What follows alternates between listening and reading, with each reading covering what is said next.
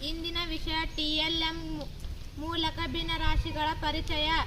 ದಿನಾಂಕ 23/12/2025 ವಾರ ಮಂಗಳವಾರ.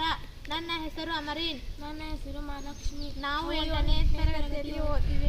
ನಮ್ಮ ಶಾಲೆ ಹೆಸರು ಸರ್ಕಾರಿ ಹಿರಿಯ ಪ್ರಾಥಮಿಕ ಶಾಲೆ ಸಂಬಾಪುರ್. ಭಿನ್ನರಾಶಿ ಅಂದರೆ ಒಂದು ಪೂರ್ಣ ವಸ್ತುವನ್ನು ಸಮಾನ ಭಾಗಗಳಾಗಿ ವಿಂಗಡಿಸಿದಾಗ ಒಂದು ಭಾಗದ ಪ್ರಮಾಣವನ್ನು ಸೂಚಿಸುವ ಸಂಖ್ಯೆ. ಇದನ್ನು ಅಂಶ ಮತ್ತು ಛೇದದ ರೂಪದಲ್ಲಿ ಬರೆಯಲಾಗುತ್ತದೆ. TLMಗಳ ಮೂಲಕ ಭಿನ್ನರಾಶಿಯು ಮಕ್ಕಳಿಗೆ ಆಟದ ರೂಪದಲ್ಲಿ ವಿಂಗಡಿಸುವುದು ಒಂದು ಭಾಗ ಪೂರ್ಣದ ಕಲ್ಪನೆಯನ್ನು ಸುಲಭವಾಗಿ ಅರ್ಥೈಸಲು ಸಹಾಯ ಮಾಡುತ್ತದೆ.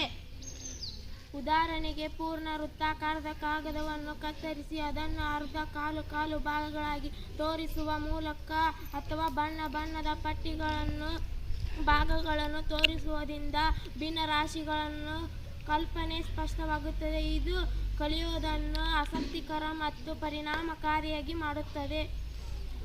ಇದು ಒಂದು ವೃತ್ತಾಕಾರ. ಇದರಲ್ಲಿ 8 ಭಾಗಗಳಾಗಿವೆ.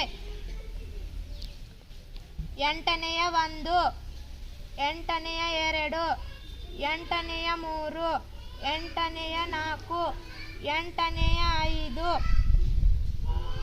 8ನೇಯ 6, 8ನೇಯ 7, 8ನೇಯ 8. ಇದನ್ನು ಅಂಶ ಮತ್ತು ಛೇದದ ರೂಪದಲ್ಲಿ ಬರೆಯಲಾಗುತ್ತದೆ. ಧನ್ಯವಾದಗಳು.